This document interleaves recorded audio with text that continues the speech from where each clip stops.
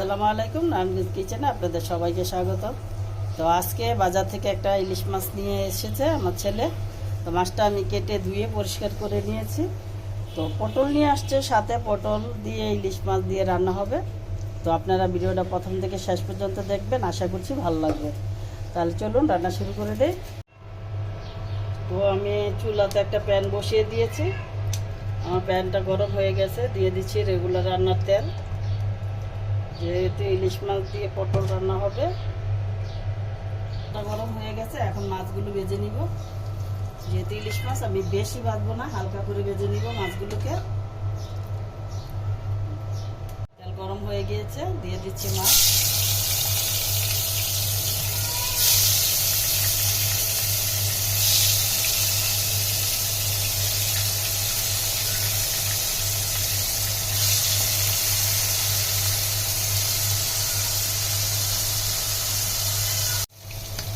মাছগুলোকে ভেজে নিয়েছি, এখন উঠিয়ে নিচ্ছি।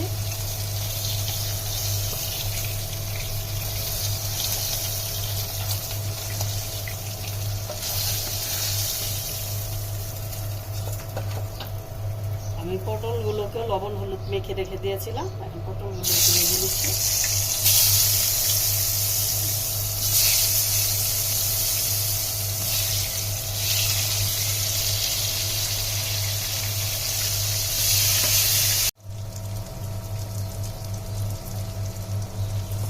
আমার পটলগুলো সুন্দর করে ভাজা হয়ে গেছে, এখন উঠিয়ে নেব।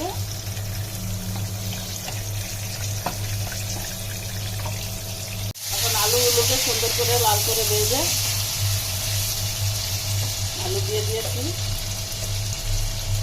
দিয়ে দিচ্ছি লবণ। এখন আলুগুলোকে সুন্দর করে ভাজবো। আলুগুলোকে সুন্দর করে ভেজে নিয়েছি, এখন উঠিয়ে দিচ্ছি। দেখুন একদম লাল লাল করে ভেজে নিয়েছি।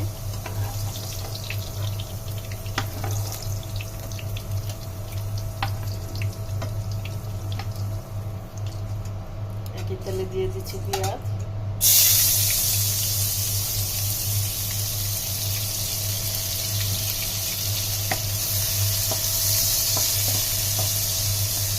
পেঁয়াজগুলোকে সুন্দর করে ভেজে নেব। দিয়ে দিচ্ছি স্বাদ মতো লবণ।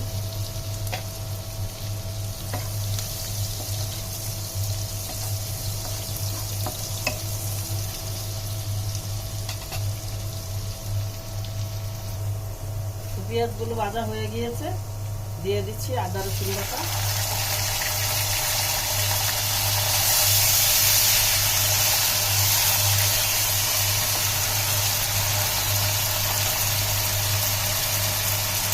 আদা রসুনটা সুন্দর করে ভাজা ভাজা হয়েছে, দিয়ে দিচ্ছি হলুদের গুঁড়া 1 চা চামচ মতো।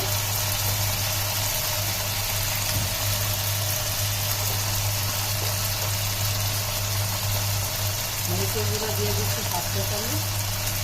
যেহেতু ইলিশ মাছ আর কোনো মশলা দিব না।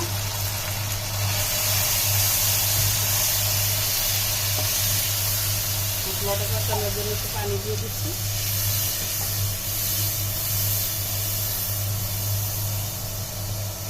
এখন দিয়ে দিচ্ছি টমেটো। এই টমেটোগুলো আমার ছাদ বাগানে দিতে রেখে দিয়েছিলাম, তো এখন কেটে এই যে বরফ কিন্তু এখনো বরফ ছিটে দিই, দিয়ে দিচ্ছি।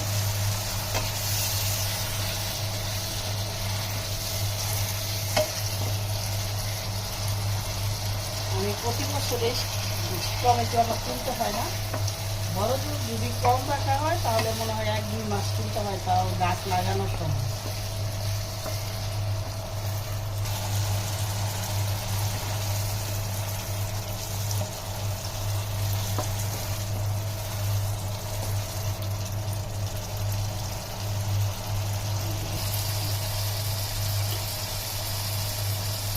আমার মশলাটা সুন্দর করে কষানো হয়ে গিয়েছে, এখন আমি ভেজে রাখা আলু পটল দিয়ে দিচ্ছি।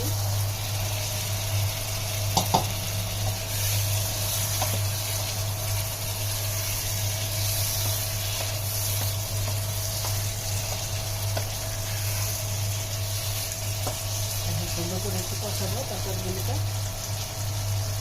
সবজিগুলো দিয়েছি, এখন একটু ভালো করে কষিয়ে তারপর জল দিয়ে দিব। পটল পটলকে সুন্দর করে একদম মশলার সাথে দেখুন সামনে আনছি, একদম ভাজা ভাজা করে কষিয়ে নিয়েছি। দেখুন তেল ছেড়ে দিয়েছে মশলা থেকে। যে কোনো তরকারি রান্না করলে যদি ভালো করে সেই তরকারিটা কষানো হয়, তরকারি স্বাদ দ্বিগুণ বেড়ে যায়। এটা আমি আমার দাদির কাছ থেকে ছোটোবেলা শুনেছি, তো খেয়েও দেখেছি।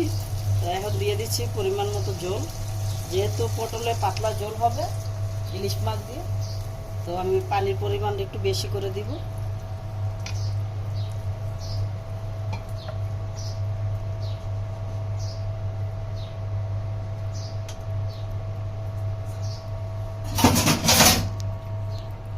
তো আমি জল দিয়ে এখন তরকারিটা ডেকে দিচ্ছি।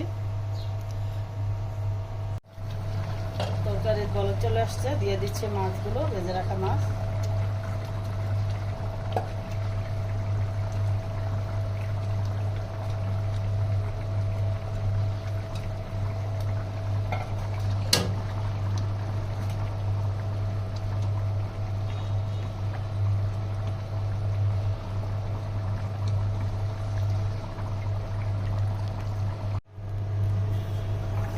তো হয়ে গেল আমার পটল দিয়ে ইলিশ মাছের ঝোল রান্না।